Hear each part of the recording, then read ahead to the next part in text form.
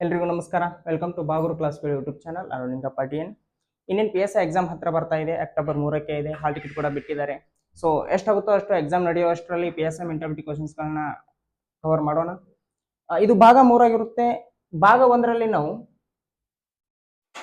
ಭಾಗ 1ರಲ್ಲಿ 2016ರಲ್ಲಿ ನಡೆದಂತ ಸಿವಿಲ್ PSI ಎಕ್ಸಾಮ್ನಲ್ಲಿ ಕೇಳಲಾದ ಮೆಂಟಾಲಿಟಿ ಕ್ವಶನ್ಸ್ಗಳನ್ನ ಮತ್ತು 2017ರಲ್ಲಿ ನಡೆದಂತ KSRP PSI ಎಕ್ಸಾಮ್ನಲ್ಲಿ ಕೇಳಲಾದ ಮೆಂಟಾಲಿಟಿ ಕ್ವಶನ್ಸ್ಗಳನ್ನ ನೋಡಿದ್ವಿ. ಭಾಗ 2ರಲ್ಲಿ 2017ರಲ್ಲಿ ನಡೆದಂತ ಸಿವಿಲ್ ಅಂಡ್ ಇಂಟೆಲಿಜೆನ್ಸ್ PSI ನಲ್ಲಿ ಕೇಳಲಾದ ಮೆಂಟಾಲಿಟಿ ಕ್ವಶನ್ಸ್ಗಳನ್ನ ಕವರ್ ಮಾಡಿದ್ವಿ. ಇದು ಭಾಗ 3 ಆಗಿರುತ್ತೆ.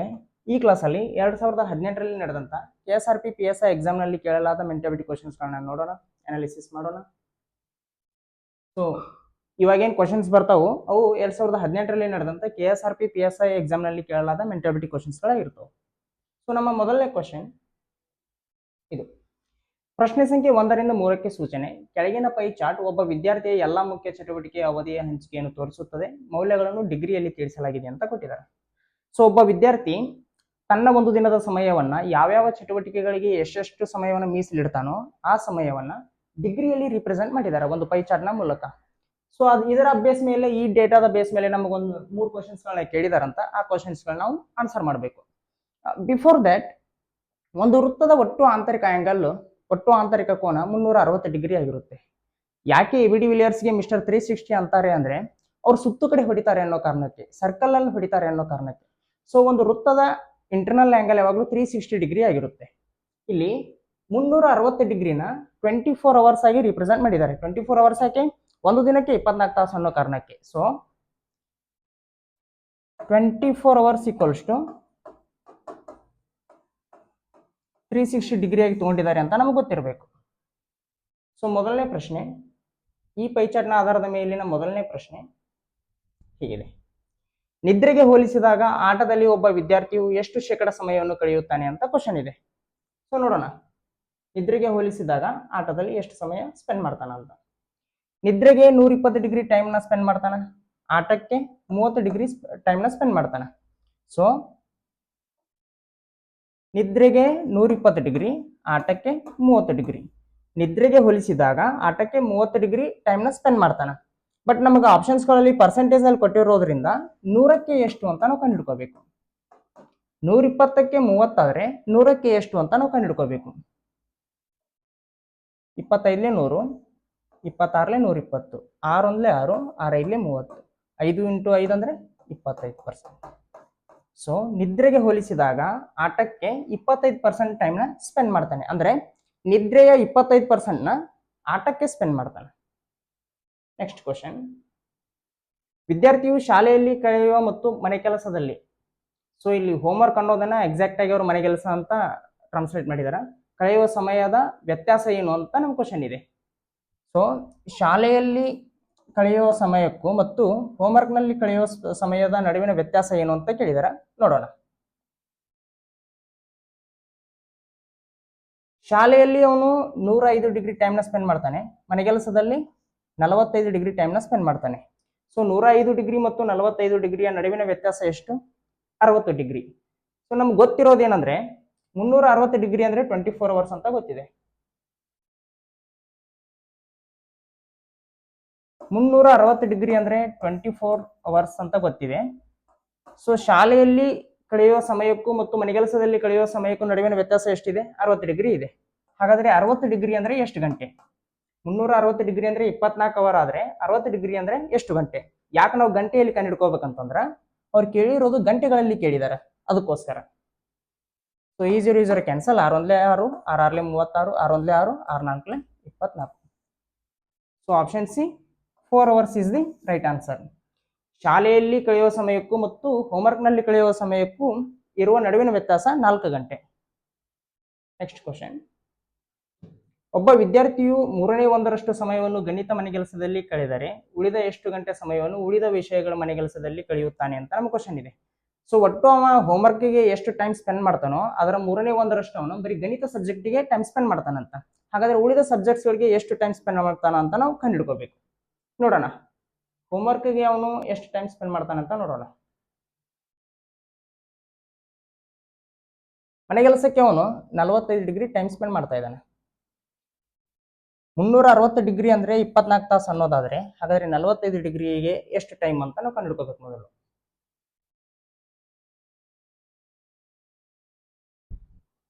ಸೊ 360 ಡಿಗ್ರಿ ಅಂದ್ರೆ 24 ಗಂಟೆ ಆಗೋದಾದ್ರೆ 45 ಡಿಗ್ರಿಗೆ ಎಷ್ಟು ಗಂಟೆ?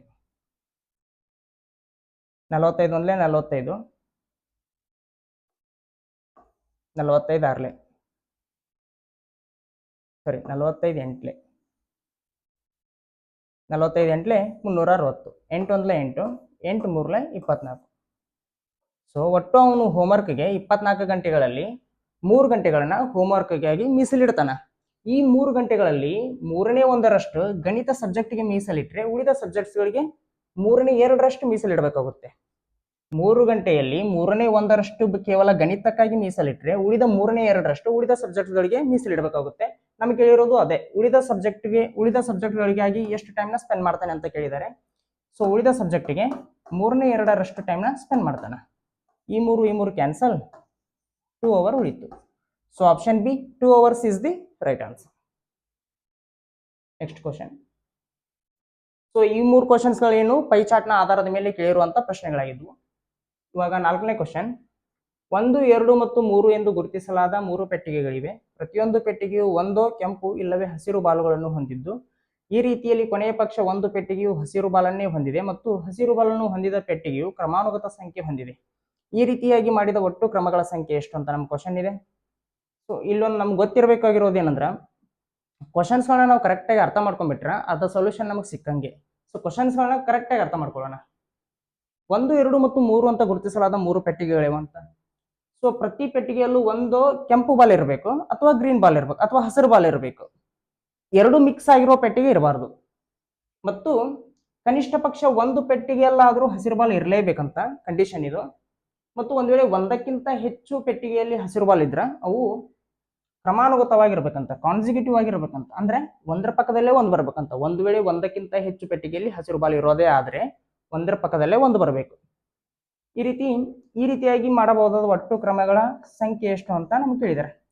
ಪರ್ಮೆಂಟೇಷನ್ ಕಾಂಬಿನೇಷನ್ ಮೇಲಿನ ಕ್ವಶನ್ ಇದು. ನಮ್ಗೆ ಯಾವುದೇ ಫಾರ್ಮುಲಾ ಇಲ್ಲದೆ ಈಸಿಯಾಗಿ ನಮ್ಮ ಕಾಮನ್ ಸೆನ್ಸ್ ನ ಆಧಾರದ ಮೇಲೆ ಹೇಗೆ ಮಾಡೋದಂತ ನೋಡೋಣ. 3 ಪೆಟ್ಟಿಗೆಗಳಿವೆ. 1, 2, 3. ಇವಾಗ ಅಟ್ಲೀಸ್ಟ್ ಒಂದರಲ್ಲಾದ್ರೂ ಗ್ರೀನ್ ಬಾಲ್ ಇರಲೇಬೇಕಂತೆ, ಹಸಿರು ಬಾಲ್ ಇರಲೇಬೇಕಂತೆ. ಸೊ ಒಂದೇ ಪೆಟ್ಟಿಗೆಯಲ್ಲಿ ಗ್ರೀನ್ ಬಾಲ್ ಇದೆ ಅಂತ ನಾವು ಅನ್ಕೊಳ್ಳೋದಾದ್ರೆ ಇದರಲ್ಲಿ ಗ್ರೀನ್ ಇದ್ರೆ ಇವೆರಡರಲ್ಲೂ ರೆಡ್ ಬಾಲ್ ಇರುತ್ತೆ. ಅಥವಾ ಇದರಲ್ಲಿ ಗ್ರೀನ್ ಇರೋದಾದ್ರೆ ಇವೆರಡರಲ್ಲೂ ರೆಡ್ ಬಾಲ್ ಇರುತ್ತೆ. ಅಥವಾ ಇದರಲ್ಲೇ ಗ್ರೀನ್ ಇರೋದಾದ್ರೆ ಇವೆರಡರಲ್ಲೂ ರೆಡ್ ಬಾಲ್ಗಳು ಇರ್ತವೆ. ಇದು ಯಾವಾಗ ಒಂದೇ ಪೆಟ್ಟಿಗೆಯಲ್ಲಿ ಗ್ರೀನ್ ಬಾಲ್ ಇರೋದಾದ್ರೆ. ಇವಾಗ 2 ಪೆಟ್ಟಿಗೆಯಲ್ಲಿ ಗ್ರೀನ್ ಬಾಲ್ ಇರೋದಾದ್ರೆ ಇವೆರಡರಲ್ಲೂ ಗ್ರೀನ್ ಇದ್ರೆ ಇದೊಂದರಲ್ಲಿ ರೆಡ್ ಬಾಲ್ ಇರುತ್ತೆ. ಅಥವಾ ಇವೆರಡರಲ್ಲೂ ಗ್ರೀನ್ ಇದ್ರೆ ಇದರಲ್ಲಿ ರೆಡ್ ಬಾಲ್ ಇರುತ್ತೆ ಮೊದಲನೇ ಪೆಟ್ಟಿಗೆಯಲ್ಲಿ. ಇವೆರಡರಲ್ಲೂ ಗ್ರೀನ್ ಬಾಲ್ ಇದ್ದು ಇದರಲ್ಲಿ ರೆಡ್ ಇರೋದಕ್ಕೆ ಚಾನ್ಸ್ ಇಲ್ಲ, ಸಾಧ್ಯನೇ ಇಲ್ಲ. ಬಿಕಾಸ್ ಒಂದಕ್ಕಿಂತ ಹೆಚ್ಚು ಪೆಟ್ಟಿಗೆಯಲ್ಲಿ ಏನಾದರೂ ಹಸಿರು ಬಾಲ್ ಇರೋದೇ ಆದ್ರೆ ಅವು ಒಂದರ ಪಕ್ಕ ಒಂದು ಬರಬೇಕು, ಕ್ರಮಾನುಗತವಾಗಿ ಬರಬೇಕು, ಕ್ರಮಾನುಗತ ಸಂಖ್ಯೆಯಲ್ಲಿ ಬರಬೇಕು. ಆದ್ದರಿಂದ 1 ಮತ್ತು 3ರಲ್ಲಿ ಗ್ರೀನ್ ಬಾಲ್ ಇದ್ದು 2ರಲ್ಲಿ ರೆಡ್ ಬಾಲ್ ಇರ್ಲಿಕ್ಕೆ ಸಾಧ್ಯ ಇಲ್ಲ. 1 ಮತ್ತು 2ರಲ್ಲಿ ಇರಬೇಕು ಅಥವಾ 2 ಮತ್ತು 3ರಲ್ಲಿ ಇರಬೇಕು. ಸೊ ಈ ಕ್ರಮ ನಮಗ ಬರೋದಕ್ಕೆ ಚಾನ್ಸೇ ಇಲ್ಲ. ಸೊ ಇವಾಗ ಒಂದು ಪೆಟ್ಟಿಗೆಯಲ್ಲಿ ಗ್ರೀನ್ ಬಾಲ್ ಇರೋದಾದ್ರೆ 3 ಕ್ರಮಗಳಾದವು. 2 ಪೆಟ್ಟಿಗೆಯಲ್ಲಿ ಗ್ರೀನ್ ಬಾಲ್ ಇರೋದಾದ್ರೆ ಎರಡು ಕ್ರಮಗಳಾದವು. ಸೊ ನಮ್ಗೆ ಲಾಸ್ಟ್ ಇರೋದೇನು, 3 ಪೆಟ್ಟಿಗೆಯಲ್ಲಿ ಗ್ರೀನ್ ಬಾಲ್. ಅಂದ್ರೆ 3 ಪೆಟ್ಟಿಗೆಯಲ್ಲಿ ಗ್ರೀನ್ ಬಾಲ್ ಇರೋದಾದ್ರೆ ಈ ರೀತಿ ಇರ್ತಾವ. 3 ಪೆಟ್ಟಿಗೆಯಲ್ಲಿ ರೆಡ್ ಬಾಲ್ ಇರೋದಕ್ಕೆ ಸಾಧ್ಯ ಇಲ್ಲ. ಬಿಕಾಸ್ ಕನಿಷ್ಠ ಪಕ್ಷ ಒಂದು ಪೆಟ್ಟಿಗೆಯಲ್ಲಾದ್ರೂ ಹಸಿರು ಬಾಲ್ ಇರಲೇಬೇಕಂತ ಹೇಳಿರೋದ್ರಿಂದ 3 ಪೆಟ್ಟಿಗೆಯಲ್ಲಿ ರೆಡ್ ಬಾಲ್ ಇರೋದಕ್ಕೆ ಸಾಧ್ಯ ಇಲ್ಲ. ಸೊ ಒಟ್ಟು ಎಷ್ಟು ಕ್ರಮಗಳಾದವು? 1, 2, 3, 4, 5 ಮತ್ತು 6. ಒಟ್ಟು 6 ಕ್ರಮಗಳಲ್ಲಿ ನಾವು ಜೋಡಿಸಬಹುದು ಈ ರೀತಿಯಾಗಿ. ಇದು ತುಂಬಾ ಬೇಸಿಕ್ ಮೆಥಡ್ ಆಯ್ತು. ನಾವು ಎಕ್ಸಾಮ್ ನಲ್ಲಿ ಹೇಗೆ ಮಾಡ್ಬೇಕಂತಂದ್ರೆ ಕಂಡೀಷನ್ಸ್ ಯಾವ್ದಕ್ಕೆ ಕೊಟ್ಟಿರ್ತಾರೋ ಅದನ್ನ ಮೇನ್ ಆಗಿ ಇಟ್ಕೊಂಡು ನಾವು ಮಾಡ್ಬೇಕಾಗುತ್ತೆ. ಅಂದ್ರೆ ಇವಾಗ ಗ್ರೀನ್ ಬಾಲ್ಗೆ ಕಂಡೀಷನ್ ಕೊಟ್ಟಿದ್ದಾರೆ. ಏನ್ ಕಂಡೀಷನ್ ಕೊಟ್ಟಿದ್ದಾರೆ? ಕನಿಷ್ಠ ಪಕ್ಷ ಒಂದು ಪೆಟ್ಟಿಗೆಯಲ್ಲಾದ್ರೂ ಗ್ರೀನ್ ಬಾಲ್ ಇರಲೇಬೇಕು ಮತ್ತು ಒಂದಕ್ಕಿಂತ ಹೆಚ್ಚು ಪೆಟ್ಟಿಗೆಯಲ್ಲಿ ಗ್ರೀನ್ ಬಾಲ್ ಇರೋದೇ ಆದ್ರೆ ಅವು ಕಾನ್ಸಿಕ್ಯೂಟಿವ್ ಆಗಿ ಬರಬೇಕು, ಒಂದರ ಪಕ್ಕದಲ್ಲಿ ಒಂದು ಬರಬೇಕಂತೆ. ಸೊ ಅದನ್ನೇ ನಾವು ಇಲ್ಲಿ ಮಾಡೋಣ. ಗ್ರೀನ್ ಬಾಲ್ ಒಂದೇ ಪೆಟ್ಟಿಗೆಯಲ್ಲಿ ಇರೋದಾದ್ರೆ ಇದರಲ್ಲಿ ಇರ್ಬೋದು 1 ಕ್ರಮ, ಇದರಲ್ಲಿ ಇರ್ಬೋದು 2 ಕ್ರಮ, ಅಥವಾ ಇದರಲ್ಲಿ ಇರ್ಬೋದು 3 ಕ್ರಮ ಆಯ್ತು. ಒಂದ್ ವೇಳೆ ಗ್ರೀನ್ ಬಾಲ್ ಒಂದಕ್ಕಿಂತ ಹೆಚ್ಚು ಅಂದ್ರೆ 2 ಪೆಟ್ಟಿಗೆಯಲ್ಲಿ ಇರೋದೇ ಆದ್ರೆ ಇದರಲ್ಲಿ ಇರ್ಬೋದು 4 ಕ್ರಮ, ಅಥವಾ ಇದರಲ್ಲಿ ಇರ್ಬೋದು 5 ಕ್ರಮ ಆಯ್ತು. ಗ್ರೀನ್ ಬಾಲ್ ಇದರಲ್ಲಿ ಇರ್ಲಿಕ್ಕೆ ಸಾಧ್ಯ ಇಲ್ಲ. ಇದರಲ್ಲಿ ಗ್ರೀನ್ ಬಾಲ್ ಇದ್ರೆ ಇದರಲ್ಲಿ ರೆಡ್ ಬಾಲ್ ಬರಬೇಕಾಗುತ್ತೆ. ಇಲ್ಲಿ ಏನು ಕಾನ್ಸಿಕ್ಯೂಟಿವ್ ವಾಲ್ ಇಲ್ಲ ಅವು. ಸೊ ಇದರಲ್ಲಿ ಗ್ರೀನ್ ಬಾಲ್ ಇದ್ದು ಇದರಲ್ಲಿ ರೆಡ್ ಬಾಲ್ ಇರ್ಲಿಕ್ಕೆ ಸಾಧ್ಯ ಇಲ್ಲ. ಇವಾಗ ಒಟ್ಟು 5 ಕ್ರಮ ಅದು. ಅಂದ್ರೆ 3 ಪೆಟ್ಟಿಗೆಯಲ್ಲಿ ಗ್ರೀನ್ ಬಾಲ್ ಇರೋದಾದ್ರೆ 3 ಪೆಟ್ಟಿಗೆಯಲ್ಲಿ 6 ಕ್ರಮ ಅದು. ಸೊ ಆಪ್ಷನ್ ಬಿ 6 ಕ್ರಮಗಳಲ್ಲಿ ನಾವು ಈ ರೀತಿ ಜೋಡಿಸಬಹುದು. Next question. ಒಬ್ಬ ಹಾಲು ಮಾರುವವನು 80 ಲೀಟರ್ ಹಾಲಿನೊಂದಿಗೆ 20 ಲೀಟರ್ ನೀರನ್ನು ಬೆರೆಸುತ್ತಾನೆ. ಇದರ ಪ್ರಮಾಣದಲ್ಲಿ 4/1 ಮಾರಿದ ನಂತರ ಆತನು ಮೊದಲಿನ ಅಳತೆಯಷ್ಟು ಹಾಲಿನ ಪ್ರಮಾಣ ಹೆಚ್ಚಿಸಲು ಮಾರಿದಷ್ಟು ಹಾಲಿನ ಪ್ರಮಾಣದಲ್ಲಿ ನೀರನ್ನು ಬೆರೆಸುತ್ತಾನೆ. ಹಾಗಾದರೆ ಪ್ರಸ್ತುತ ಹಾಲಿನಲ್ಲಿರುವ ನೀರಿನ ಪ್ರಮಾಣ ಎಷ್ಟು ಅಂತ ಕೇಳಿದರು. ಓಕೆ, ಒಬ್ಬ ಹಾಲು ಮಾರಾಟಗಾರ ಏನ್ ಮಾಡ್ತಾನ, 80 ಲೀಟರ್ ಮಿಲ್ಕ್ಗೆ 20 ಲೀಟರ್ ವಾಟರ್ ಬೆರೆಸ್ತಾನಂತ. ಇದು ಮಿಕ್ಸರ್. ಇವಾಗ ಇದರಲ್ಲಿ 4/1 ಮಾರ್ತಾನಂತ. 4/1 ಮಾರಿದ ಮೇಲೆ ಉಳಿಯೋದೆಷ್ಟು? 4/3 ಉಳಿಯುತ್ತೆ. 4/1 ಮಾರಿದ ಮೇಲೆ ಉಳಿಯೋದು 4/3 ಉಳಿಯುತ್ತೆ. ಸೊ ಇವಾಗ 4/3 ಉಳಿದಿದೆ. ಅಂದ್ರೆ ನೀರ್ ಎಷ್ಟು ಉಳಿದಿದೆ ಆ ಮಿಕ್ಸರ್ ನಲ್ಲಿ, ಮತ್ತು ಮಿಲ್ಕ್ ಎಷ್ಟು ಉಳಿದಿದೆ, ಮತ್ತು ವಾಟರ್ ಎಷ್ಟು ಉಳಿದಿದೆ ಆ ಮಿಕ್ಸರ್ ನಲ್ಲಿ ಅಂತ ನೋಡೋಣ. 4 × 1 = 4, 4 × 20 = 80, 4 × 1 = 4, 4 × 5 = 20, 20 × 3 ಅಂದ್ರೆ 60 ಲೀಟರ್ ಮಿಲ್ಕ್ ಉಳಿದಿದೆ ಆ ಮಿಕ್ಸರ್ ನಲ್ಲಿ. 5 × 3 ಅಂದ್ರೆ 15 ಲೀಟರ್ ವಾಟರ್ ಉಳಿದಿದೆ. ಸೊ ಇವಾಗ ಇಷ್ಟು ಉಳಿದಿದೆ ಆ ಮಿಕ್ಸರ್ ನಲ್ಲಿ. ಇವಾಗ ಮತ್ತೇನ್ ಮಾಡ್ತಾನಂತ, ಹಾಲು ಮಾರಿದ ನಂತರ ಎಷ್ಟು ಉಳಿದಿದೆ, ಇವಾಗ ಆತನು ಮೊದಲಿನ ಅಳತೆಯಷ್ಟು ಹಾಲಿನ ಪ್ರಮಾಣ ಹೆಚ್ಚಿಸಲು ಮಾರಿದಷ್ಟು ಹಾಲಿನ ಪ್ರಮಾಣದಲ್ಲಿ ನೀರನ್ನು ಬೆರೆಸುತ್ತಾನೆ ಅಂತ ಕೊಟ್ಟಿದ್ದಾರೆ. ಸೊ ಇವಾಗ ಮೊದಲು ಎಷ್ಟಿತ್ತು? 80 + 20 100 ಇತ್ತು. ಇವಾಗ ಎಷ್ಟಿದೆ? 60 + 15 75 ಲೀಟರ್ ಇದೆ. ಮೊದಲು 100 ಲೀಟರ್ ಇತ್ತು, ಇವಾಗ ಮಾರಿದ ನಂತರ 75 ಲೀಟರ್ ಆಗಿದೆ. ಸೊ 25 ಲೀಟರ್ ಕಡಿಮೆ ಆಗಿದೆ. ಇವಾಗ ಮೊದಲು ಎಷ್ಟಿತ್ತು ಅಷ್ಟೇ ಮಾಡ್ಲಿಕ್ಕೆ ಎಷ್ಟು ಮಾರಿದಾನೋ ಅಷ್ಟು ವಾಟರ್ನ ಮಿಕ್ಸ್ ಮಾಡ್ತಾನಂತ. ಅಂದ್ರೆ ಇವಾಗ 25 ಲೀಟರ್ ಮಾರಿದಾನ, 25 ಲೀಟರ್ ಮತ್ತು ವಾಟರ್ ಮಿಕ್ಸ್ ಮಾಡ್ತಾನಂತ.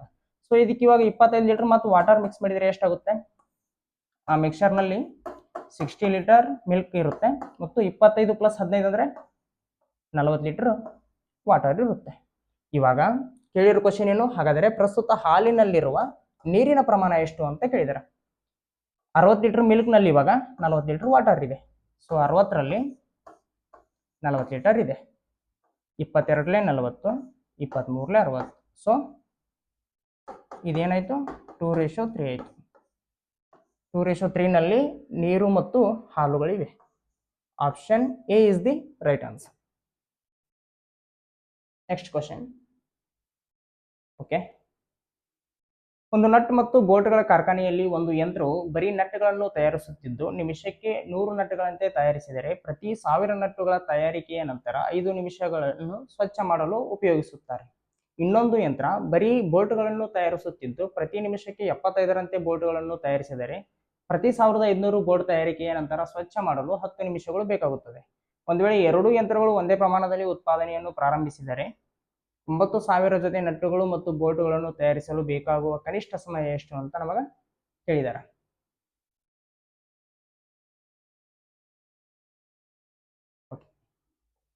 ಕ್ವಶನ್ಸ್ಗಳನ್ನ ಕರೆಕ್ಟಾಗಿ ಅರ್ಥ ಮಾಡ್ಕೊಂಡ್ರೆ ಈಸಿಯಾಗಿ ಇದನ್ನ ಸಾಲ್ವ್ ಮಾಡ್ಬೋದು. ಏನಾಗಿದೆ, ಒಂದು ಫ್ಯಾಕ್ಟ್ರಿಯಲ್ಲಿ 2 ಮಷಿನ್ಗಳದಾವೆ.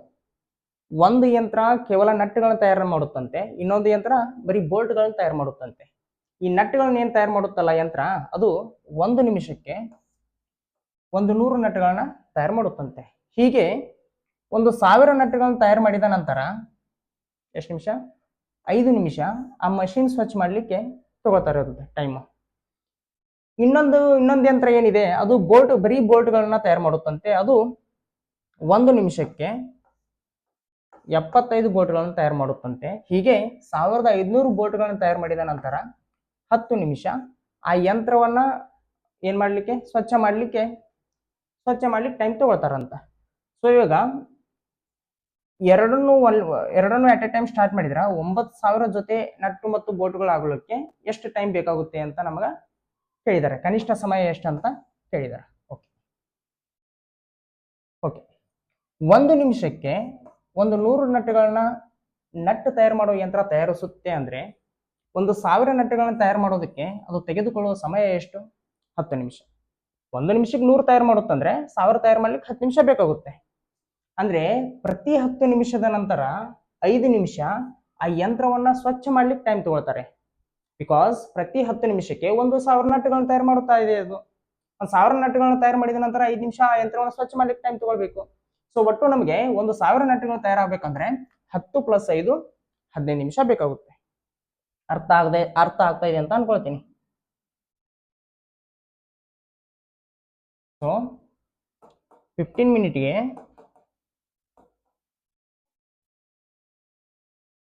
1,000 ನಟ್ಗಳು ತಯಾರಾದವು. ಇವಾಗ ನೆಕ್ಸ್ಟ್ ಈಗ ಬೋರ್ಡ್ ವಿಷಯಕ್ಕೆ ಬರೋಣ. ಇನ್ನೊಂದು ಯಂತ್ರ ಏನೈತಲ್ಲ ಅದು ಬರೀ ಬೋರ್ಡ್ಗಳನ್ನ ತಯಾರು ಮಾಡುತ್ತಂತ. 1 ನಿಮಿಷಕ್ಕೆ 75 ಬೋರ್ಡ್ಗಳನ್ನ ತಯಾರು ಮಾಡುತ್ತಂತ. ಸೊ 1,500 ಬೋರ್ಡ್ ತಯಾರು ಮಾಡೋದಕ್ಕೆ ಅದು ತೆಗೆದುಕೊಳ್ಳೋ ಸಮಯ ಎಷ್ಟು? 20 ನಿಮಿಷ. ಯಾಕೆ? 75 ಆಡ್ಲಿ 150. ಸೊ 20 ನಿಮಿಷ ಬೇಕಾಯ್ತು. ಎಷ್ಟನ್ನ? 1,500 ಬೋರ್ಡ್ಗಳನ್ನ ತಯಾರು ಮಾಡ್ಲಿಕ್ಕೆ. ಸೊ 1,500 ಬೋರ್ಡ್ ತಯಾರು ಮಾಡಿದ ನಂತರ 10 ನಿಮಿಷ ಆ ಮಷಿನ್ ಸ್ವಚ್ಛ ಮಾಡ್ಲಿಕ್ಕೆ ಟೈಮ್ ತಗೊಳ್ತಾರ. ಅಂದ್ರೆ 10 ನಿಮಿಷ ಪ್ಲಸ್ 1,500 ಬೋರ್ಡ್ ತಯಾರು ಮಾಡೋದಕ್ಕೆ ತೆಗೆದುಕೊಳ್ಳೋ ಸಮಯ ಎಷ್ಟು? 20 ನಿಮಿಷ. 10 ನಿಮಿಷ ಪ್ಲಸ್ 20 ನಿಮಿಷ 30 ನಿಮಿಷ. 1,500 ಬೋರ್ಡ್ ತಯಾರು ಮಾಡ್ಲಿಕ್ಕೆ ಬೇಕಾಗುವ ಸಮಯ 30 ನಿಮಿಷ ಆಯ್ತು. ಬೋರ್ಡ್ಗಳನ್ನು ತಯಾರು ಮಾಡುವ ಯಂತ್ರಕ್ಕೆ 30 ಮಿನಿಟ್ನಲ್ಲಿ 1,500 ಬೋರ್ಡ್ಗಳನ್ನ ತಯಾರು ಮಾಡ್ತಾ ಇದೆ. ಕನ್ಫ್ಯೂಸ್ ಮಾಡ್ಕೊಳ್ಬೇಡಿ. ನಟ್ ತಯಾರು ಮಾಡ್ತಾ ಇರುವ ಯಂತ್ರ 15 ನಿಮಿಷದಲ್ಲಿ 1000 ನಟ್ಗಳನ್ನ ತಯಾರು ಮಾಡ್ತಾ ಇದ್ರೆ, ಬೋಲ್ಟ್ ತಯಾರು ಮಾಡ್ತಾ ಇರುವ ಯಂತ್ರ 30 ನಿಮಿಷದಲ್ಲಿ 1,500 ಬೋಲ್ಟ್ಗಳನ್ನ ತಯಾರು ಮಾಡ್ತಾ ಇದೆ. 15 ನಿಮಿಷಕ್ಕೆ 1,000 ಬೋಲ್ಟ್ ತಯಾರು ಮಾಡುತ್ತೆ ಅಂದ್ರೆ 30 ನಿಮಿಷಕ್ಕೆ ಇದೇ ಯಂತ್ರ 30 ನಿಮಿಷಕ್ಕೆ 2,000 ನಟ್ಗಳನ್ನ ತಯಾರು ಮಾಡ್ತಾ ಇದೆ. 15 ನಿಮಿಷಕ್ಕೆ 1,000 ಬೋಲ್ಟ್ ನಟ್ ತಯಾರು ಮಾಡುತ್ತೆ ಅಂದ್ರೆ 30 ನಿಮಿಷಕ್ಕೆ 2,000 ನಟ್ಗಳನ್ನ ತಯಾರು ಮಾಡ್ತಾ ಇದೆ. ಬಟ್ ಇದು 30 ನಿಮಿಷಕ್ಕೆ 1,500 ಬೋಲ್ಟ್ಗಳನ್ನ ತಯಾರು ಮಾಡ್ತಾ ಇದೆ. ನಮಗೆ ಕೇಳಿರೋದೇನು? 9,000 ಜೊತೆ ಆಗ್ಲಿಕ್ಕೆ ಎಷ್ಟು ಕನಿಷ್ಠ ಸಮಯ ಬೇಕು ಅಂತ ನಮ್ ಕ್ವಶನ್ ಇದೆ. ಸೊ ನಟ್ಗಳು ಬೋಲ್ಟ್ಗಳಿಗಿಂತ ಫಾಸ್ಟ್ ಆಗಿ ತಯಾರಾಗ್ತಾ ಇರೋದ್ರಿಂದ ನಟ್ಗಳು ಬೋಲ್ಟ್ಗಿಂತ ಮುಂಚೆನೆ 9,000 ಆಗಿಬಿಡ್ತವೆ. 9,000 ಜೊತೆ ಅಂದ್ರೆ ಏನು? ನಟ್ಟು 9,000 ಇರಬೇಕು, ಬೋಲ್ಟ್ ಕೂಡ 9,000 ಇರಬೇಕು ಅಂತ ಅರ್ಥ. ಸೊ ನಟ್ ಬೋಲ್ಟ್ಗಿಂತ ಮುಂಚೆನೆ ತಯಾರಾಗೋದ್ರಿಂದ ನಟ್ಗಳನ್ನ 9,000 ಆಗ್ಲಿಕ್ಕೆ ಎಷ್ಟು ಟೈಮ್ ಬೇಕಾಗುತ್ತೆ ಅನ್ನೋದು ನಮಗೆ ಅವಶ್ಯಕತೆ ಇಲ್ಲ. ಬಿಕಾಸ್ ಬೋಲ್ಟ್ಗಿಂತ ಮುಂಚೆನೆ ಅವು ತಯಾರಾಗ್ಬಿಟ್ಟಿರ್ತಾವೆ 9,000. 9,000 ಬೋಲ್ಟ್ ತಯಾರಾಗ್ಲಿಕ್ಕೆ ಎಷ್ಟು ಟೈಮ್ ಬೇಕಾಗುತ್ತೆ ಅನ್ನೋದನ್ನ ನಾವು ಕಂಡು ಹಿಡ್ಕೊಂಡ್ಬಿಟ್ರು ಸಾಕು, ನಮಗೆ ಅದೇ ಆನ್ಸರ್ ಆಗುತ್ತೆ. ಇವಾಗ ಎ ಮತ್ತು ಬಿ ಅನ್ನೋ ನೋಡ್ತಾ ಇದ್ದಾನೆ. ಎ ಅನ್ನೋನು 10 km/h ನಲ್ಲಿ ಓಡ್ತಾ ಇದ್ದಾನೆ. ಬಿ ಅನ್ನೋನು 5 km/h ನಲ್ಲಿ ಓಡ್ತಾ ಇದ್ದಾನೆ. ಇವರಿಬ್ರು ಸರ್ಟನ್ ಡಿಸ್ಟೆನ್ಸ್ ನ ರೀಚ್ ಆದ್ರು ಅಂತ ಅನ್ನೋದು ಯಾವಾಗ? ಬಿ ಯಾವಾಗ ರೀಚ್ ಆಗ್ತಾನೋ ಅವಾಗ. ಬಿಕಾಸ್ ಬಿ ಗಿಂತ ಮುಂಚೆನೆ ಎ ರೀಚ್ ಆಗ್ಬಿಟ್ಟಿರ್ತಾನೆ. ಅವ್ರಿಬ್ರು ರೀಚ್ ಆಗೋದು ಯಾವಾಗ ಅಂದ್ರೆ ಬಿ ಯಾವಾಗ ರೀಚ್ ಆಗ್ತಾನೋ ಆ ಟೈಮ್ ನ ನಾವು ಹೇಳ್ಬೇಕಾಗುತ್ತೆ. ಸೊ ಇಲ್ಲಿ ಬೋಲ್ಟ್ ಗಿಂತ ನಟ್ಗಳು ಫಾಸ್ಟ್ ಆಗಿ ತಯಾರಾಗ್ತಾ ಇವೆ. ಬೋಲ್ಟ್ಗಳು 30 ನಿಮಿಷದಲ್ಲಿ ಬರೀ 1,500 ಬೋಲ್ಟ್ಗಳು ತಯಾರಾದ್ರೆ ನಟ್ಗಳು 30 ನಿಮಿಷದಲ್ಲಿ 2,000 ನಟ್ಗಳು ತಯಾರಾಗ್ತಾ ಇವೆ. ಸೊ ಬೋಲ್ಟ್ಗಿಂತ ಮುಂಚೆನೆ 9,000 ನಟ್ಗಳು ಆಲ್ರೆಡಿ ತಯಾರಾಗ್ಬಿಟ್ಟಿರ್ತವೆ. ಸೊ 9,000 ಜೊತೆ ನಟ್ ಮತ್ತು ಬೋಲ್ಟ್ಗಳು ತಯಾರಾದವು ಅಂತ ಹೇಳೋದು ಯಾವಾಗ ನಾವು? ಬೋಲ್ಟ್ಗಳು ಕೂಡ 9,000 ಜೊತೆ ತಯಾರಾದಾಗ. ಸೊ 9,000 ಜೊತೆ ಬೋಲ್ಟ್ಗಳು ತಯಾರಾಗಲಿಕ್ಕೆ ತೆಗೆದುಕೊಳ್ಳೋ ಸಮಯ ಎಷ್ಟು ಅಂತ ನಾವು ಕಂಡು ಹಿಡ್ಕೊಂಡ್ಬಿಟ್ರು ಸಾಕು, ನಮಗೆ ಆನ್ಸರ್ ಸಿಕ್ಬಿಡುತ್ತೆ. ಸೊ 30 ನಿಮಿಷದಲ್ಲಿ 1,500 ಬೋಲ್ಟ್ಗಳು ತಯಾರಾಗೋದಾದ್ರೆ ನಮ್ಗೆ ಕೇಳಿರೋದೆಷ್ಟು? 9,000 ಕೇಳಿದ್ದಾರೆ. 9,000 ಬೋಲ್ಟ್ಗಳು ತಯಾರಾಗಲಿಕ್ಕೆ ಎಷ್ಟು ಟೈಮ್ ಬೇಕಾಗುತ್ತೆ? ಈ 0 ಕ್ಯಾನ್ಸಲ್. 3 1 3, 3 5 15.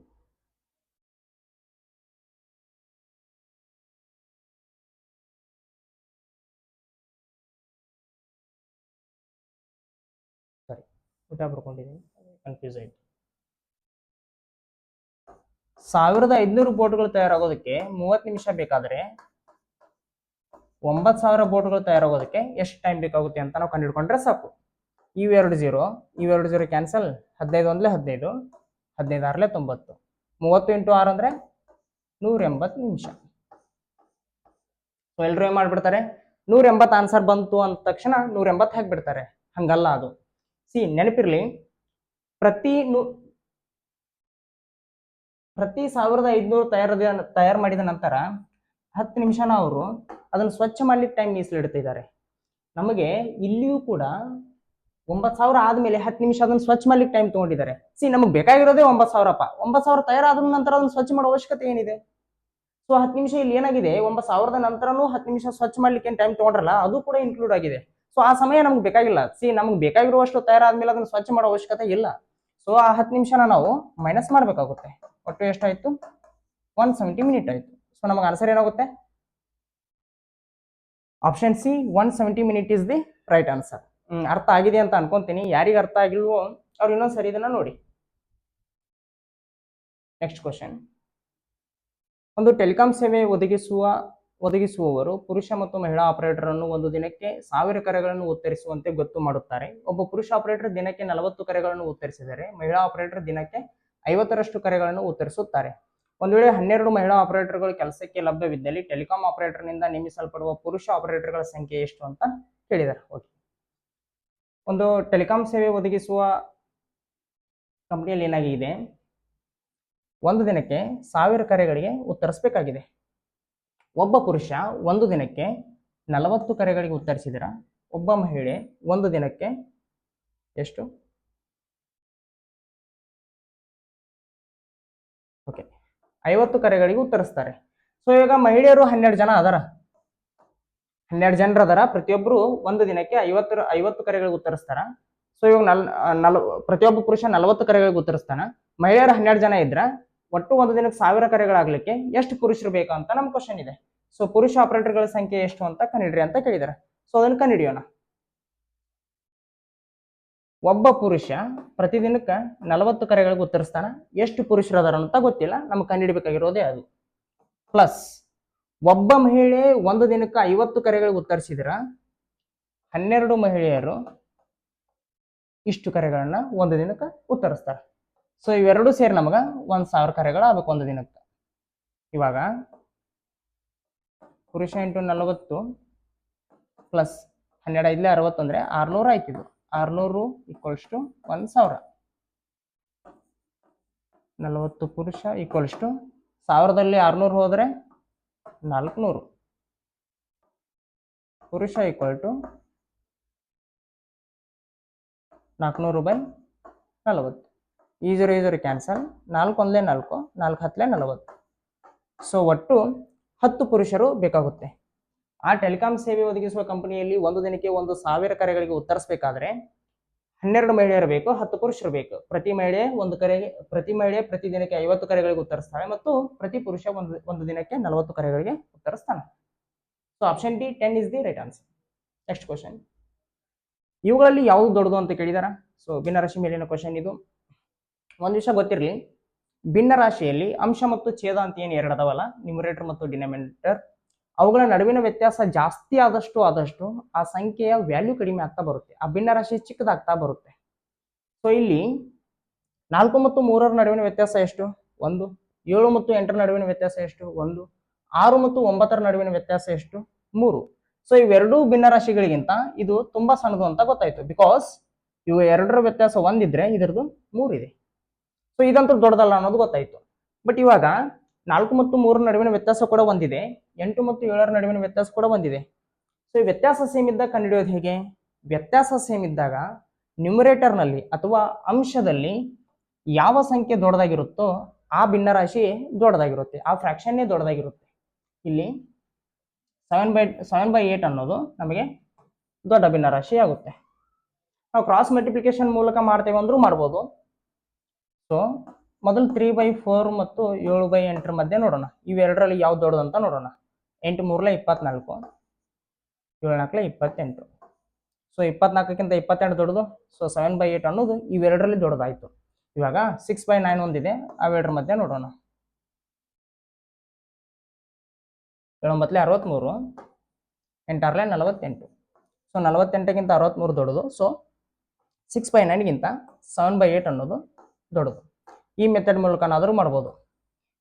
ಆಕ್ಚುಲಿ ಈ ಕ್ವಶನ್ಗೆ ಆ ಎಕ್ಸಾಮ್ನಲ್ಲಿ ಗ್ರೇಸ್ ಮಾರ್ಕ್ ಸಿಕ್ಕಿದೆ. ಬಿಕಾಸ್ ಅವರು ಕೊಟ್ಟಿರೋದೇ ಒಂದಾದ್ರೆ ಇಲ್ಲಿ ಆಪ್ಷನ್ಗಳಲ್ಲಿ ಕೊಟ್ಟಿರೋ ಬೇರೆ ಬೇರೆ ಭಿನ್ನರಾಶಿ ಆಗಿರೋದ್ರಿಂದ ಈ ಕ್ವಶನ್ಗೆ ಗ್ರೇಸ್ ಮಾರ್ಕ್ ಸಿಕ್ಕಿದೆ. ನಾನು ಸ್ವಲ್ಪ ಕರೆಕ್ಷನ್ ಮಾಡಿ ಕೊಡಬೇಕಾದ ಆಪ್ಷನ್ಸ್ಗಳನ್ನೇ ಕೊಟ್ಟಿದ್ದೀನಿ. Next question. Z = AQ + B² + 1 ಆದರೆ A = 5 ಮತ್ತು B = 3 ಆದಾಗ ಜೆಡ್ ನ ಮೌಲ್ಯ ಏನಂತ ಕೇಳಿದಾರ. ಸೊ ತುಂಬಾ ಸಿಂಪಲ್ ಇದೆ. ಎ ಜಾಗದಲ್ಲಿ ಏನ್ ಹಾಕೋಬೇಕು ನಾವು 5 ಹಾಕೋಬೇಕು. 5q ಪ್ಲಸ್ ಬಿ ಜಾಗದಲ್ಲಿ 3 ಹಾಕಬೇಕು. 3 ಸ್ಕ್ವೇರ್ ಪ್ಲಸ್ 1 ಇದೆ. 5q ಬಂದ್ರೆ 125, 3 ಸ್ಕ್ವೇರ್ ಅಂದ್ರೆ 9 ಪ್ಲಸ್ ಇದು 3 ಸ್ಕ್ವೇರ್ ಅಂದ್ರೆ 9 ಪ್ಲಸ್ 1 125 ಪ್ಲಸ್ 10 ಅಂದ್ರೆ 135. So option B 135 is the right answer. Simple ಇದೆ. Next question. ಟೆನ್ನಿಸ್ನಲ್ಲಿ ಯಾವಾಗಲೂ ಮಹೇಶ್ ರೋಷನ್ ಅನ್ನು ಸೋಲಿಸುತ್ತಿದ್ದ. ರೋಷನ್ ಅಲ್ಲ, ಇದು ರೋಹನ್. ಟೆನ್ನಿಸ್ನಲ್ಲಿ ಯಾವಾಗಲೂ ಮಹೇಶ್ ರೋಹನ್ ಅನ್ನು ಸೋಲಿಸುತ್ತಿದ್ದ, ಆದರೆ ಲಿಯಾಂಡರ್ನಿಂದ ಸೋಲುತ್ತಿದ್ದ. ಸೋಮದೇವ್ ಸಾಮಾನ್ಯವಾಗಿ ರೋಹನ್ ಅನ್ನು ಸೋಲಿಸುತ್ತಿದ್ದ ಮತ್ತು ಕೆಲವೊಮ್ಮೆ ಮಹೇಶ್ನನ್ನು ಆದರೆ ಲಿಯಾಂಡರ್ ವಿರುದ್ಧ ಗೆಲ್ಲಲಾಗುವುದಿಲ್ಲ. ಅತ್ಯಂತ ಕೆಟ್ಟ ಆಟಗಾರರಾಗಿರುವವರು ಯಾರು ಅಂತ ಕೇಳಿದಾರೆ. ಸೊ ಯಾರನ್ನ ನಾವು ವರ್ಸ್ಟ್ ಪ್ಲೇಯರ್ ಅಂತ ಕರಿತೀವಿ ಅಂತಂದ್ರೆ ಯಾರು ಯಾವತ್ತು ಗೆಲ್ಲೋದಕ್ಕೆ ಆಗೋದಿಲ್ವೋ ಅವನನ್ನು ವರ್ಸ್ಟ್ ಪ್ಲೇಯರ್ ಅಂತ ನಾವು ಕರಿಬಹುದು. ಸೊ ಇಲ್ಲಿ ಯಾವ ವ್ಯಕ್ತಿ ಯಾರನ್ನು ಸೋಲಿಸಿಲ್ವೋ ಅವನೇ ವರ್ಸ್ಟ್ ಪ್ಲೇಯರ್ ಆಗ್ತಾನೆ. ಸೊ ಆ ವ್ಯಕ್ತಿ ಯಾರು ಅಂತ ನಾವು ಕಂಡುಹಿಡ್ಕೊಂಡ್ಬಿಟ್ರೆ ಸಾಕು, ನಮ್ಗೆ ಆನ್ಸರ್ ಗೊತ್ತಾಗುತ್ತೆ. ಮಹೇಶ್ ರೋಹನನ್ನ ಸೋಲಿಸ್ತಾ ಇದ್ದ. ಟೆನ್ನಿಸ್ನಲ್ಲಿ ಯಾವಾಗಲೂ ಮಹೇಶ್ ರೋಹನನ್ನ ಸೋಲಿಸ್ತಾ ಇದ್ದಂತ, ಆದ್ರೆ ಲಿಯಾಂಡರ್ನಿಂದ ಸೋಲ್ತಾ ಇದ್ದಂತ. ಅಂದ್ರೆ ಮಹೇಶ್ನನ್ನ ಲಿಯಾಂಡರ್ ಯಾವಾಗಲೂ ಸೋಲಿಸ್ತಾ ಇದ್ದ. ಓಕೆ. ಸೋಮದೇವ್ ಸಾಮಾನ್ಯವಾಗಿ ರೋಹನನ್ನು ಸೋಲಿಸ್ತಾ ಇದ್ದಂತ. ಈ ಸೋಮದೇವನ್ನ ಸಾಮಾನ್ಯವಾಗಿ ರೋಹನನ್ನ ಸೋಲಿಸ್ತಾ ಇದ್ದಂತ ಮತ್ತು ಕೆಲವೊಮ್ಮೆ ಮಹೇಶ್ನನ್ನ, ಇದೇ ಸೋಮದೇವ್ ಕೆಲವೊಮ್ಮೆ ಮಹೇಶ್ನನ್ನು ಸೋಲಿಸ್ತಾ ಇದ್ದಂತ, ಆದ್ರೆ ಲಿಯಾಂಡರ್ ವಿರುದ್ಧ ಗೆಲ್ಲಲಾಗುವುದಿಲ್ಲ ಅಂತ. ಈ ಸೋಮದೇವ್ ಲಿಯಾಂಡರ್ ವಿರುದ್ಧ ಎಂದೂ ಗೆಲ್ಲಲಾಗುವುದಿಲ್ಲ ಅಂತ. ಅತ್ಯಂತ ಕೆಟ್ಟ ಆಟಗಾರರ ಯಾರು ಅಂತ ಕ್ವಶನ್ ಕೇಳಿದ್ರೆ, ಅತ್ಯಂತ ಬಲಶಾಲಿ ಆಟಗಾರರ ಯಾರು, ಉತ್ತಮವಾದ ಆಟಗಾರ ಯಾರು ಅಂತ ಕೇಳಿದ್ರೆ ನಾವು ಈಸಿಯಾಗಿ ಲಿಯಾಂಡರ್ ಅಂತ ಹೇಳ್ಬೋದಾಗಿತ್ತು. ಬಿಕಾಸ್ ಇವ ಯಾರಿಂದ ಯಾವತ್ತೂ ಸೋತಿಲ್ಲ. ಇಲ್ಲಿ ನೋಡಿರ್ಬಿಟ್ರೆ ನಮ್ಗೆ ಗೊತ್ತಾಗುತ್ತೆ, ಯಾರಿಂದನೂ ಸೋತಿಲ್ಲ. ಸೊ ಇಲ್ಲಿ ಅತ್ಯಂತ ಕೆಟ್ಟ ಆಟಗಾರ ಯಾರು ಅಂತ ಕೇಳಿದಾರ, ಒಂದ್ಸರಿ ನಾವು ನೋಡ್ಕೊಂಡ್ಬಿಟ್ರೆ ಗೊತ್ತಾಗ್ಬಿಡುತ್ತೆ. ಯಾರನ್ನು ಸೋಲಿಸಿಲ್ಲ ಯಾವಾಗ್ಲೂ. ರೋಹನ್ ಅನ್ನೋನು ಯಾರನ್ನೂ ಸೋಲಿಸಿಲ್ಲ. ಲಿಯಾಂಡರ್ ಅನ್ನೋನು ಸೋಲಿಸಿದಾನ, ಮಹೇಶ್ ಅನ್ನೋನು ಸೋಲಿಸಿದಾನ, ಸೋಮದೇವ್ ರೋಹನ್ ಸೋಲಿಸಿದಾನ. ಬಟ್ ರೋಹನ್ ಯಾರನ್ನು ಯಾವಾಗ್ಲೂ ಸೋಲಿಸಿಲ್ಲ. ಆದ್ದರಿಂದ ಅತ್ಯಂತ ಕೆಟ್ಟ ಆಟಗಾರ ರೋಹನ್ ಆಗ್ತಾನೆ. Option B Rohan is the right answer. Next question. ಒಂದು ಆಫೀಸಿನ 60 ನೌಕರರ ಸರಾಸರಿ ಒಂದು ತಿಂಗಳಿನ ಸಂಬಳವು 12,000. ಒಂದು ವೇಳೆ ಕಾರ್ಯನಿರ್ವಾಹಕರ ಸಂಖ್ಯೆಯು ಕಾರ್ಯನಿರ್ವಾಹಕರಲ್ಲದವರ ಸಂಖ್ಯೆಗಿಂತ ಇಮ್ಮಡಿಯಾಗಿದ್ದರೆ ಕಾರ್ಯನಿರ್ವಾಹಕರಲ್ಲದ ನೌಕರರ ಸಂಖ್ಯೆ ಎಷ್ಟು ಅಂತ ಕೇಳಿದ್ದಾರೆ. ಸೊ ಈ ಕ್ವಶನ್ನಿಗೆ ಅವ್ರ ಸ್ಯಾಲ್ರಿ ಎಷ್ಟು ಅಂತ ನಮಗೆ ಕೊಡೋ ಅವಶ್ಯಕತೆ ಇದ್ದಿದ್ದಿಲ್ಲ. ಕನ್ಫ್ಯೂಸ್ ಆಗಲಿ ಅಂತ ಕೊಟ್ಟಿದ್ದಾರೆ, ಕನ್ಫ್ಯೂಸ್ ಮಾಡ್ಕೋಬೇಡಿ. ಓಕೆ. ಇಲ್ಲಿ ಏನಾಗಿದೆ, ಕಾರ್ಯನಿರ್ವಾಹಕರ ಸಂಖ್ಯೆ ನಿರ್ವಾಹಕರಲ್ಲದರ ಸಂಖ್ಯೆಗಿಂತ ಇಮ್ಮಡಿಯಾಗಿದೆ. ಅಂದ್ರೆ 2 ಭಾಗ ಕಾರ್ಯನಿರ್ವಾಹಕರ ಸಂಖ್ಯೆ ಆದ್ರೆ ಇನ್ನು 1 ಭಾಗ ಕಾರ್ಯನಿರ್ವಾಹಕರಲ್ಲದ ನೌಕರರ ಸಂಖ್ಯೆ ಆಗಿದೆ. ಸೊ ಒಟ್ಟು 3 ಭಾಗ ಆಯ್ತು. ಈ 3 ಯೂನಿಟ್ ಅನ್ನೋದೇ 60 ಆಯ್ತು. ಯಾಕೆ? ಕಾರ್ಯನಿರ್ವಾಹಕರಲ್ಲದವರ ಸಂಖ್ಯೆ 1 ಯೂನಿಟ್ ಇದೆ, ಕಾರ್ಯನಿರ್ವಾಹಕರ ಸಂಖ್ಯೆ 2 ಯೂನಿಟ್ ಇದೆ. 2 + 1 3 ಯೂನಿಟ್. ಈ 3 ಯೂನಿಟ್ ಅನ್ನೋದೇ ಒಟ್ಟು ನೌಕರರ ಸಂಖ್ಯೆ. ಒಟ್ಟು ನೌಕರರ ಸಂಖ್ಯೆ 60 ಇದೆ. ಈ 3 ಯೂನಿಟ್ ಅನ್ನೋದೇ 60 ಆದ್ರೆ ಕೇಳಿರೋದೇನು, ಕಾರ್ಯನಿರ್ವಾಹಕರಲ್ಲದವರ ಸಂಖ್ಯೆ ಕೇಳಿದಾರೆ. ನಿರ್ವಾಹಕರಲ್ಲದವರ ಸಂಖ್ಯೆ 1 ಯೂನಿಟ್ ಇದೆ. ಸೊ ಈ 1 ಯೂನಿಟ್ ಅನ್ನೋದು ಎಷ್ಟಾಗುತ್ತೆ? 3 × 3 3 × 20 60. So option D 20 is the right answer. ಸ್ವಲ್ಪ ನೀರು ಕುಡಿತೀನಿ.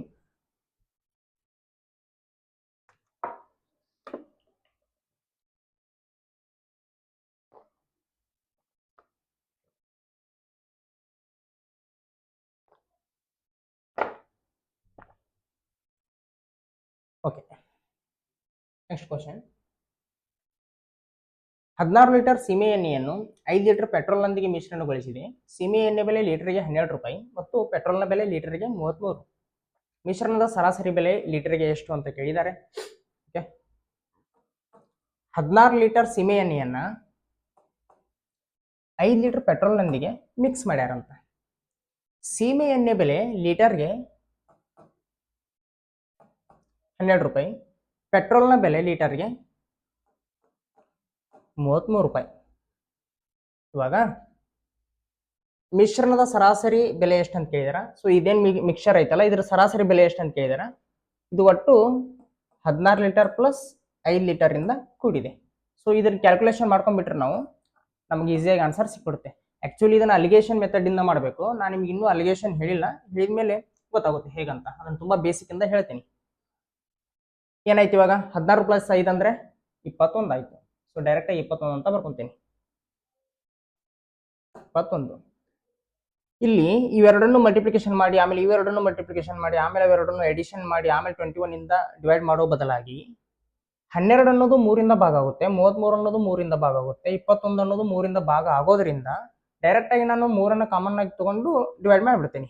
3 ವೇಳೆ 21, 3 4 12, 3 11 33. ಇವಾಗ ಬೇಕಿದ್ರೆ ಮಲ್ಟಿಪ್ಲಿಕೇಶನ್ ಮಾಡ್ಕೊತೀನಿ, ಬಿಕಾಸ್ 7 ಅನ್ನೋದೊಂದು ಪ್ರೈಮ್ ನಂಬರ್ ಆಗಿರೋದ್ರಿಂದ. 16 4 64 ಪ್ಲಸ್ 11 5 55 ಡಿವೈಡ್ ಬೈ 7. 64 ಪ್ಲಸ್ 55 ಅಂದ್ರೆ 119. 119 ಡಿವೈಡ್ ಬೈ 7. 7 1 7, 4 ಕ್ಯಾರಿ ಆಯಿತು, 7 49. ಸೊ ಒಟ್ಟು ಆ ಮಿಶ್ರಣದ ಸರಾಸರಿ ಬೆಲೆ 17 ರೂಪಾಯಿ. Next question.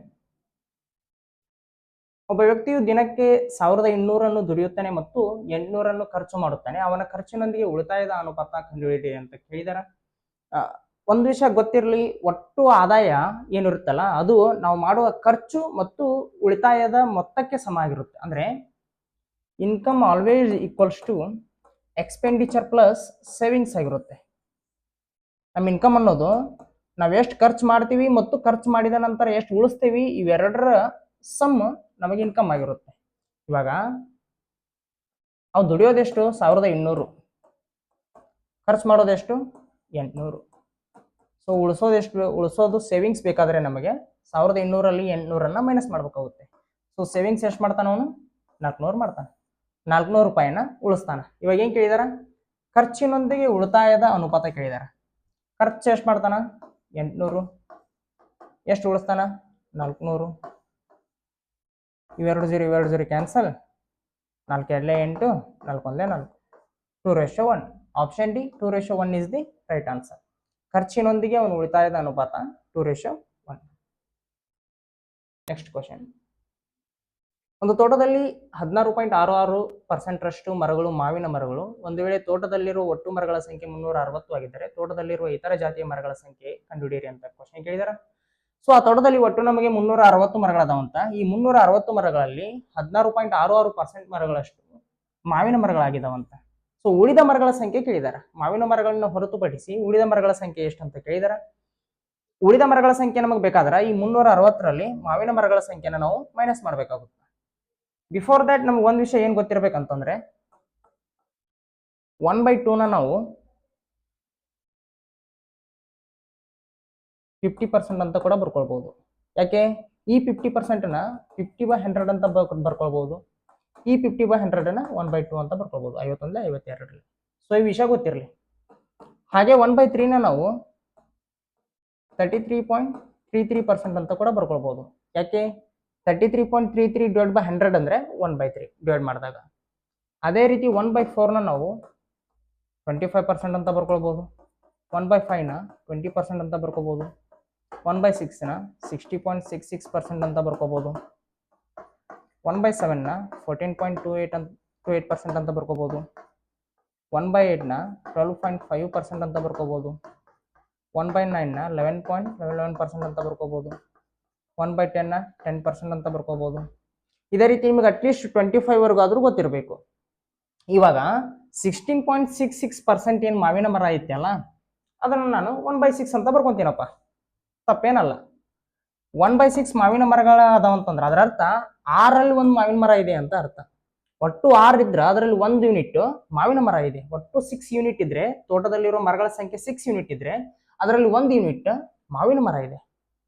ಸೊ ಉಳಿದ ಮರಗಳ ಸಂಖ್ಯೆ ಎಷ್ಟು? 6 ಯೂನಿಟ್ ನಲ್ಲಿ 1 ಯೂನಿಟ್ ಮೈನಸ್ ಮಾಡಿದ್ರೆ 5 ಯೂನಿಟ್. ಸೊ ಈ ಒಟ್ಟು 6 ಯೂನಿಟ್ ಅನ್ನೋದೇ 360 ಮರಗಳಾದ್ರೆ ನಮ್ಗೆ ಉಳಿದಿರೋ ಮರಗಳ ಸಂಖ್ಯೆ ಎಷ್ಟು? 6ರಲ್ಲಿ 1 ಮೈನಸ್ ಮಾಡಿದ್ರೆ 5 ಯೂನಿಟ್ ಅನ್ನೋದು ಎಷ್ಟು ಮರಗಳು ಅಂತ ಕಂಡುಹಿಡ್ಕೊಂಡ್ಬಿಟ್ರೆ ಈಸಿಯಾಗಿ ನಮ್ಗೆ ಆನ್ಸರ್ ಸಿಕ್ಬಿಡುತ್ತೆ.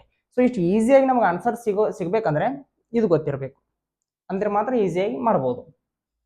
6 1 6, 6 6 36, 60 × 5 ಅಂದ್ರೆ 6 5 30, 300 ಆಯ್ತು. ಸೊ ಮಾವಿನ ಮರಗಳನ್ನು ಹೊರತುಪಡಿಸಿ ಉಳಿದ ಮರಗಳ ಸಂಖ್ಯೆ ಎಷ್ಟು? 300. 360ರಲ್ಲಿ ಉಳಿದ ಮರಗಳು 300 ಅದಾವ ಅಂದ್ರೆ ಮಾವಿನ ಮರಗಳು 60 ಇರ್ತಾವ. ಸೊ ಆರಾಮಾಗಿ ಮಾಡಿಬಿಡ್ಬೋದು ನಮಗೆ ಇದು ಏನಾದರೂ ಗೊತ್ತಿದ್ರೆ. ಸೊ ಆದಷ್ಟು ಇವನ್ನ ಬಯಾಟ್ ಆಗ್ಲಿಕ್ಕೆ ಟ್ರೈ ಮಾಡಿ. Next question. ಒಂದು ನಗರದ ಜನಸಂಖ್ಯೆಯು ಮೊದಲ ವರ್ಷದಲ್ಲಿ 10% ಜಾಸ್ತಿ ಆಗುತ್ತದೆ ಮತ್ತು ಮುಂದಿನ ವರ್ಷದಲ್ಲಿ 10% ಕ್ಷೀಣಿಸುತ್ತದೆ. ಒಂದು ವೇಳೆ ಪ್ರಸ್ತುತ ಜನಸಂಖ್ಯೆ 20,000 ಮುಂದಿನ 2 ವರ್ಷಗಳ ನಂತರ ಇರುವ ಜನಸಂಖ್ಯೆ ಎಷ್ಟು ಅಂತ ಕೇಳಿದಾರ. ಇವಾಗ 20,000 ಜನ ಅದಾರಂತ, ಮುಂದಿನ ವರ್ಷ 10% ಜಾಸ್ತಿ ಆಗ್ತಾರಂತ, ಅದ್ರ ಮುಂದಿನ ವರ್ಷ ಮತ್ತೆ 10% ಕಡಿಮೆ ಆಗ್ತಾರಂತ. ಸೊ ಹೀಗೆ ಆದ್ರೆ 2 ವರ್ಷದ ನಂತರ ಆ ಊರಿನ ಜನಸಂಖ್ಯೆ ಎಷ್ಟಿದೆ ಅಥವಾ ಆ ನಗರದ ಜನಸಂಖ್ಯೆ ಎಷ್ಟಿದೆ ಅಂತ ನಾವು ಕಂಡುಹಿಡಬೇಕು. ಇವಾಗ ಇರೋ ಜನಸಂಖ್ಯೆ ಎಷ್ಟು? 20,000. ಮುಂದಿನ ವರ್ಷ 10% ಜಾಸ್ತಿ ಆಗ್ತಾರಪ್ಪ. 10% ಅಂದ್ರೆ ಏನು? 10% ಅಂದ್ರೆ 10/100 ಅಂತ ಬರಿಬಹುದು. 100ಕ್ಕೆ 10 ಜಾಸ್ತಿ ಆಗ್ತಾರಂತ. 100ಕ್ಕೆ 10 ಜಾಸ್ತಿ ಆದ್ರೆ 110 ಆದ್ರು, 100ಕ್ಕೆ 10 ಜಾಸ್ತಿ ಆಗಿ 110 ಆದ್ರು. ಇದು ಮುಂದಿನ ವರ್ಷ. ಅದ್ರ ಮುಂದಿನ ವರ್ಷ 100ಕ್ಕೆ 10 ಕಡಿಮೆ ಆಕಾರ. 100ಕ್ಕೆ 10 ಕಡಿಮೆ ಆದ್ರೆ 90 ಆದ್ರು. 100ಕ್ಕೆ 90 ಆದ್ರು. ಇದನ್ನ ಕ್ಯಾಲ್ಕುಲೇಷನ್ ಮಾಡ್ಕೊಂಡ್ಬಿಟ್ರೆ ನಮಗೆ ಆನ್ಸರ್ ಸಿಕ್ಬಿಡುತ್ತೆ. ಇವು 4 0, ಇವು 4 0 ಕ್ಯಾನ್ಸಲ್. 11 99, 99 × 2 ಅಂದ್ರೆ 198. ಸೊ ಎಷ್ಟು 0 ಉಳಿದವು? 1 ಮತ್ತು 2. ಇವು 2 0. ಸೊ 2 ವರ್ಷಗಳ ನಂತರ ಆ ನಗರದ ಜನಸಂಖ್ಯೆ 19,800 ಆಗಿರುತ್ತೆ. So option D is the right answer. Next question. ಒಂದು ವೇಳೆ ಒಬ್ಬ ಅಂಗಡಿಯವನು ಒಂದು ವಸ್ತುವನ್ನು ರು 220ಕ್ಕೆ ಮಾರಿ ಮತ್ತು 12% ನಷ್ಟಕ್ಕೆ ಗುರಿಯಾಗಿದ್ದಾನೆ. ವಸ್ತುವಿನ ಬೆಲೆ ಇದು, ಬೆಲೆಯನ್ನು ಕಂಡುಹಿಡಿಯಿರಿ ಅಂತ ಕ್ವಶನ್ ಇದೆ. ಒಬ್ಬ ವ್ಯಕ್ತಿ ಒಂದು ವಸ್ತುವನ್ನು ಏನಾದರೂ ಅವನು 220 ರೂಪಾಯಿಗೆ ಮಾರಿದ್ರೆ 12% ಅವಂಗ ಲಾಸ್ ಆಗುತ್ತಂತ. ಹಾಗಾದ್ರೆ ವಸ್ತುವಿನ ಬೆಲೆ ಆದರೂ ಎಷ್ಟು ಅಂತ ನಾವು ಕಂಡುಹಿಡಿಬೇಕು. ಯಾವಾಗಲೂ ಒಂದು ವಿಷಯ ನೆನಪಿರಲಿ, ಒಂದು ವಸ್ತುವಿನ ವೆಚ್ಚ ಯಾವಾಗಲೂ 100% ಆಗಿರುತ್ತೆ. ಇವಾಗ 12% ಅವನಿಗೆ ನಷ್ಟ ಆಗ್ತಾ ಇದೆ ಅಂತಂದ್ರೆ ಅವನು 88%ಗೆ ಮಾರಿದಾನೆ ಅಂತ ಅರ್ಥ. ಅದರ ವೆಚ್ಚ 100% ಇತ್ತು, ಅವನು 88%ಗೆ ಮಾರಿದ್ದಕ್ಕೆ ಅವನಿಗೆ 12% ಲಾಸ್ ಆಗ್ತಾ ಇದೆ. ಸೊ ಈ 88% ಅನ್ನೋದೇ 220 ಆದ್ರೆ ನಮ್ಗೆ ಕೇಳಿರೋದೇನು? ವಸ್ತುವಿನ ಬೆಲೆ ಕೇಳಿದಾರೆ. ವಸ್ತುವಿನ ಬೆಲೆ ಯಾವಾಗಲೂ 100% ಆಗಿರುತ್ತೆ. ಸೊ 100% ಅನ್ನೋದು ಎಷ್ಟಾಗುತ್ತೆ? Percentage cancel. 22 10 220, 22 4 88, 4 1 4, 4 25 100, 25 × 10 ಅಂದ್ರೆ 250. ಸೊ ಆ ವಸ್ತುವಿನ ಬೆಲೆ 250. Option B is the right answer. 250 ರೂಪಾಯಿ ಅದರ ಬೆಲೆ ಐತಿ, ಅವ 220ಕ್ಕೆ ಮಾರಿದ್ದಕ್ಕೆ 12% ಲಾಸ್ ಆಯ್ತು ಅವನಿಗೆ. Next question. ಒಂದು ವೇಳೆ ಎಯು ಒಂದು ದಿನದಲ್ಲಿ ಚಿಲ್ಲರೆ ಕೆಲಸ, ಸರ್ಟನ್ ಪೀಸ್ ಆಫ್ ವರ್ಕ್ ಅನ್ನೋದನ್ನೇ ಚಿಲ್ಲರೆ ಕೆಲಸ ಮಾಡಿದಾರೆ. ಒಂದು ವೇಳೆ ಎಯು ಒಂದು ದಿನದಲ್ಲಿ ಚಿಲ್ಲರೆ ಕೆಲಸ ಸ್ವಲ್ಪ ಮಾಡಿದ್ದರೆ ಅದೇ ಕೆಲಸವನ್ನು ಪೂರ್ಣಗೊಳಿಸಲು ಬಿಯು 3 ದಿನಗಳನ್ನು ತೆಗೆದುಕೊಳ್ಳುತ್ತಾನೆ. ಒಂದು ವೇಳೆ ಯೋಜಿತ ಕಾರ್ಯವನ್ನು ಮುಗಿಸಲು ಒಂದು ವೇಳೆ ಎಯು 5 ದಿನಗಳನ್ನು ಪಡೆದುಕೊಂಡರೆ ಅದೇ ಯೋಜಿತ ಕಾರ್ಯವನ್ನು ಮುಗಿಸಲು ಬಿಗೆ ಬೇಕಾಗುವ ಒಟ್ಟು ದಿನಗಳ ಸಂಖ್ಯೆ ಎಷ್ಟು ಅಂತ ಕೇಳಿದಾರೆ. ಓಕೆ, ಎ ಒಂದಿಂದ ಮಾಡೋದನ್ನ ಬಿ ಅದೇ ಕೆಲಸ ಮಾಡೋದಕ್ಕೆ 3 ದಿನ ತಗೊಂತಾನಂತ. ಯಾವುದೋ ಒಂದು ಕೆಲಸನ ಮಾಡೋದಕ್ಕೆ ಎ 5 ದಿನ ತಗೊಂಡ್ರ ಆ ಕೆಲಸ ಮಾಡೋದಕ್ಕೆ ಬಿ ಎಷ್ಟು ದಿನ ತಗೊಳ್ತಾನ ಅಂತ ಕೇಳಿದಾರೆ. ತುಂಬಾ ಈಸಿ ಇದೆ. ಎ ಒಂದಿಂದ ಮಾಡ್ಬೋದಾದ ಕೆಲಸನ ಬಿ 3 ದಿನ ತಗೊಂತಾನೆ ಅನ್ನೋದಾದ್ರೆ ಎ 5 ದಿಂದ ಮಾಡ್ಬೋದಾದ ಕೆಲಸ ಮಾಡ್ಲಿಕ್ಕೆ ಅವೆಷ್ಟು ದಿನ ತಗೊಳ್ತಾನೆ? 5 3 15. ಸೊ ಎ 5 ದಿಂದ ಮಾಡ್ಬೋದಾದ ಕೆಲಸನ ಬಿ ಮಾಡ್ಬೇಕಂದ್ರೆ 15 ದಿನ ಬೇಕಾಗುತ್ತೆ. Option D 15 days is the right answer. Next question. ವಾಯು ಅರ್ಧದಷ್ಟು ಅವನ ದೂರವನ್ನು 20 ಕಿಲೋಮೀಟರ್ ಪ್ರತಿ ಗಂಟೆ ವೇಗದಲ್ಲಿ ಕ್ರಮಿಸುತ್ತಾನೆ ಮತ್ತು ಉಳಿದರ್ಧ ದೂರವನ್ನು 30 ಕಿಲೋಮೀಟರ್ ಪ್ರತಿ ಗಂಟೆ ವೇಗದಲ್ಲಿ ಕ್ರಮಿಸುತ್ತಾನೆ. ಹಾಗಾದ್ರೆ ಅವನು ಇಡೀ ಯಾತ್ರೆಯಲ್ಲಿನ ಸರಾಸರಿ ವೇಗ ಎಷ್ಟು ಅಂತ ಕೇಳಿದಾರೆ. ಓಕೆ, ಇಲ್ಲಿ ಡಿಸ್ಟೆನ್ಸ್ ಕಾನ್ಸ್ಟೆಂಟ್ ಇರೋದ್ರಿಂದ ಈಸಿಯಾಗಿ ಮಾಡಿಬಿಡ್ಬೋದು. ಇಲ್ಲೊಂದು ಡಿಸ್ಟೆನ್ಸ್ ಇದೆ, ಇದಕ್ಕೆ ಫಾರ್ಮುಲಾ ಮೆಥಡ್ ಯೂಸ್ ಮಾಡ್ತಾರ. ಇದಾದ ಬೇಸಿಕ್ ಮೆಥಡ್ ಹೇಳಿ ಆಮೇಲೆ ಫಾರ್ಮುಲಾ ಮೆಥಡ್ ಹೇಳ್ತೇನೆ. ಈ ಅರ್ಧ ದೂರನ್ನ ಕವರ್ ಮಾಡಲಿಕ್ಕೆ 20 km/h ನಲ್ಲಿ ಹೋಗ್ತಾನ.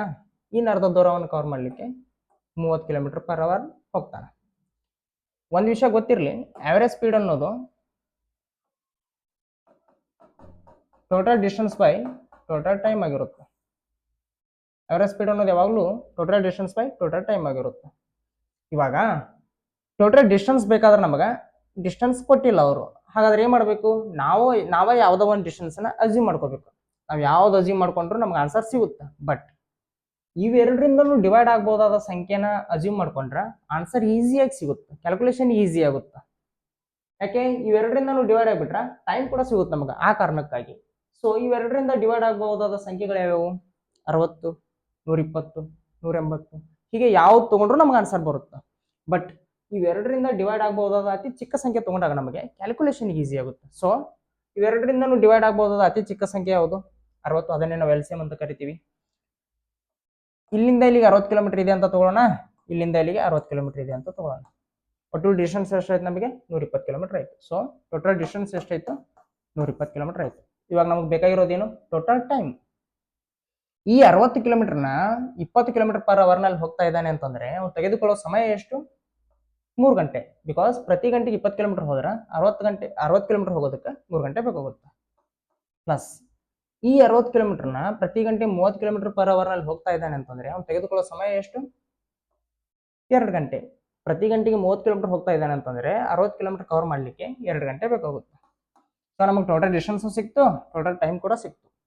So 120 divide by 3 + 2 5. 5 2 10, 2 ಕ್ಯಾರಿ ಆಯಿತು, 5 4 20. ಸೊ ನಮಗೆ ಆನ್ಸರ್ ಏನು? Average speed 24 kilometre per hour is the right answer. Formula ಮೆಥಡ್ನಲ್ಲಿ ಯಾವ ರೀತಿ ಮಾಡ್ಬೇಕಂತಂದ್ರೆ, ಯಾವಾಗ ಇದು ಡಿಸ್ಟೆನ್ಸ್ ಕಾನ್ಸ್ಟೆಂಟ್ ಇದ್ದಾಗ ನೆನಪಿರಲಿ 2AB by A + B.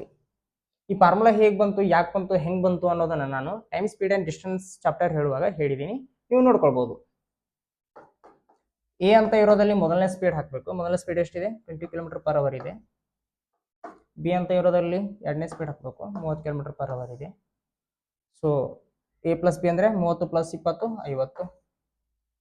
ಈ 0 0 ಕ್ಯಾನ್ಸಲ್, 5 1 5, 5 4 20, 4 2 8, 8 3 24. ಸೊ ನಮಗೆ ಅವರೇಜ್ ಸ್ಪೀಡ್ ಏನಾಯಿತು? 24 kilometre per hour is the right answer.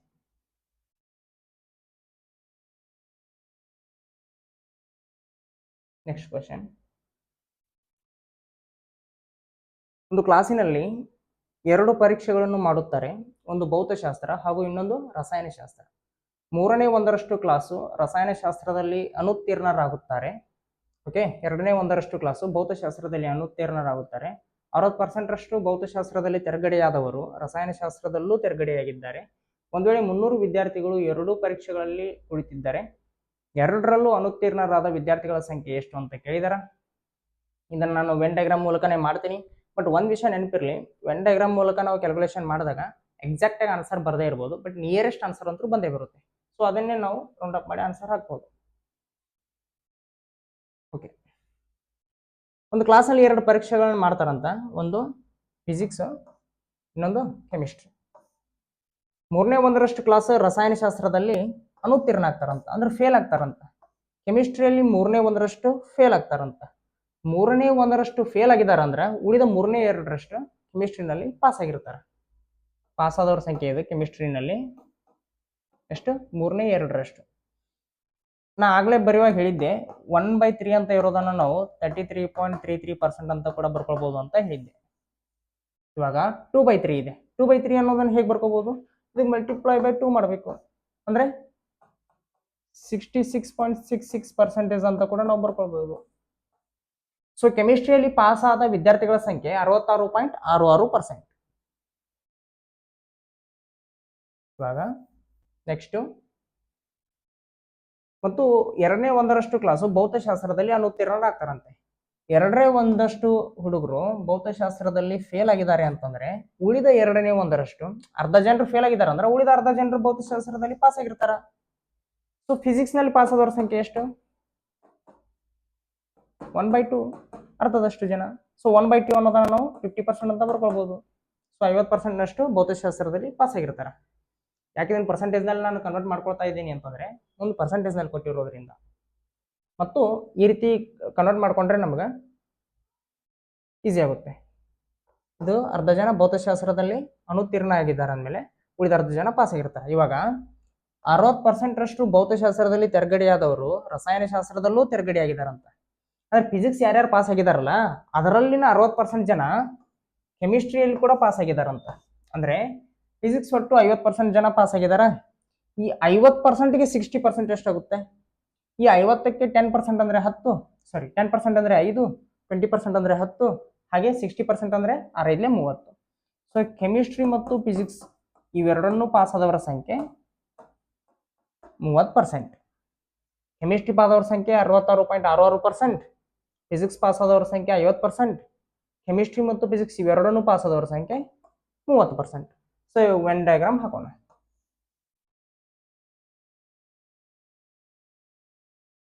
ಈ ಎಕ್ಸಾಮ್ನಲ್ಲಿ ತುಂಬಾ ಮಸ್ತ್ ಕ್ವಶನ್ಸ್ ಕೇಳಿದ್ದಾರೆ. ಇದು ಬರೀ ಕೆಮಿಸ್ಟ್ರಿ ಪಾಸ್ ಆದವರ ಸಂಖ್ಯೆ, ಇದು ಬರೀ ಫಿಸಿಕ್ಸ್ ಪಾಸ್ ಆದವರ ಸಂಖ್ಯೆ, ಇದು ಕೆಮಿಸ್ಟ್ರಿ ಮತ್ತು ಫಿಸಿಕ್ಸ್ ಎರಡನ್ನೂ ಪಾಸ್ ಆದವರ ಸಂಖ್ಯೆ. ಇವಾಗ ಇಲ್ಲಿ ಕೆಮಿಸ್ಟ್ರಿ ಏನು 66.66% ಜನ ಪಾಸ್ ಆಗಿದಾರಲ್ಲ, ಇದರಲ್ಲಿ ಎರಡನ್ನೂ ಪಾಸ್ ಆದವ್ರ ಸಂಖ್ಯೆನೂ ಐತಿ. ಈ ಎರಡನ್ನೂ ಪಾಸ್ ಆದವ್ರ ಸಂಖ್ಯೆ ರಿಮೂವ್ ಮಾಡಿಬಿಟ್ರೆ ನಮಗೆ ಬರೀ ಕೆಮಿಸ್ಟ್ರಿ ಪಾಸ್ ಆದವ್ರ ಸಂಖ್ಯೆ ಸಿಕ್ಬಿಡುತ್ತೆ. ಸೊ 66.66% ನಲ್ಲಿ 30% ಮೈನಸ್ ಮಾಡಿದ್ರೆ ಉಳಿಯೋದೆಷ್ಟು? 36.66%. ಓಕೆ, ಈ ಫಿಸಿಕ್ಸ್ ನಲ್ಲಿ ಏನು 50% ಜನ ಪಾಸ್ ಆಗಿದಾರಲ್ಲ ಫಿಸಿಕ್ಸ್ನ, ಇವರಲ್ಲಿ ಎರಡೂ ಪಾಸ್ ಆದ 30% ಜನ ಕೂಡ ಅದಾರ. ಸೊ ಈ 50% ನಲ್ಲಿ 30% ನಾವು ಮೈನಸ್ ಮಾಡಿಬಿಟ್ರೆ ಬರೀ ಫಿಸಿಕ್ಸ್ ಪಾಸ್ ಆದವ್ರ ಸಂಖ್ಯೆ ಸಿಕ್ಬಿಡುತ್ತೆ. 50% ನಲ್ಲಿ 30% ಮೈನಸ್ ಮಾಡಿದ್ರೆ 20%. ಎರಡು ಪಾಸ್ ಆದವ್ರ ಸಂಖ್ಯೆ ಎಷ್ಟೈತಿ? 30% ಸಂಖ್ಯೆ ಐತಿ. ಸೊ ನಮಗೆ ಬರೀ ಕೆಮಿಸ್ಟ್ರಿ ಪಾಸ್ ಆದವ್ರ ಸಂಖ್ಯೆನೂ ಸಿಕ್ತ, ಬರೀ ಫಿಸಿಕ್ಸ್ ಪಾಸ್ ಆದವ್ರ ಸಂಖ್ಯೆನೂ ಸಿಕ್ತ, ಎರಡನ್ನೂ ಪಾಸ್ ಆದವ್ರ ಸಂಖ್ಯೆನೂ ಸಿಕ್ತ. ಕೇಳಿರೋದೇನು? ಎರಡರಲ್ಲೂ ಫೇಲ್ ಆದವ್ರ ಸಂಖ್ಯೆ ಎಷ್ಟು ಅಂತ ಕೇಳಿದಾರೆ. ಇವು ಮೂರರಲ್ಲೂ ಯಾರು ಇರೋದಿಲ್ಲೋ ಅವರು ಎರಡೂ ಸಬ್ಜೆಕ್ಟ್ನಲ್ಲೂ ಫೇಲ್ ಆಗಿರ್ತಾರೆ. ಯಾವ್ದಾದ್ರು ಒಂದು ಸಬ್ಜೆಕ್ಟ್ನಲ್ಲಿ ಪಾಸ್ ಆಗಿದ್ರೆ ಇಲ್ಲೆಲ್ಲಾದ್ರೂ ಬರ್ತಿದ್ರು ಅವರು, ಅಥವಾ ಎರಡೂ ಸಬ್ಜೆಕ್ಟ್ನಲ್ಲಿ ಪಾಸ್ ಆಗಿದ್ರೆ ಇಲ್ಲಾದ್ರೂ ಬರ್ತಿದ್ರು. ಸೊ ಇಲ್ಲಿ ಎಲ್ಲೂ ಬಂದಿಲ್ಲ ಅಂದಮೇಲೆ ಅವು ಎರಡರಲ್ಲೂ ಫೇಲ್ ಆಗಿರ್ತಾರೆ. ಓಕೆ, 30 + 50 ಎಷ್ಟು? ಸಾರಿ, 20 + 30 ಎಷ್ಟು? 50. 50 + 36.66 ಎಷ್ಟು? 86.66%. ಸೊ 86.66% ಜನ ಹುಡುಗರು ಏನದಾರಲ್ಲ, ಒಟ್ಟು 100% ಹುಡುಗರಲ್ಲಿ ಅಟ್ಲೀಸ್ಟ್ ಒಂದಾದ್ರೂ ಪಾಸ್ ಆಗಿದ್ದಾರೆ. ಇವರನ್ನು ಹೊರತುಪಡಿಸಿ 100% ನಲ್ಲಿ 86.66 ಮೈನಸ್ ಮಾಡಿದ್ರೆ ಎಷ್ಟು ಬರುತ್ತೆ? 13.34 ಬರುತ್ತೆ. ಈ 13.34% ಜನ ಯಾವುದನ್ನೂ ಪಾಸ್ ಆಗಿಲ್ಲ. ಅವರು ನಮ್ಗೆ ಕೇಳಿರೋದೇ ಇವ್ರ ಸಂಖ್ಯೆ ಎಷ್ಟು ಅಂತ. ಸೊ 100% ಅನ್ನೋದೇ ಇಲ್ಲಿ ಮೇಲ್ ಬರ್ಕೊಂಡ್ಬಿಡ್ತೀನಿ.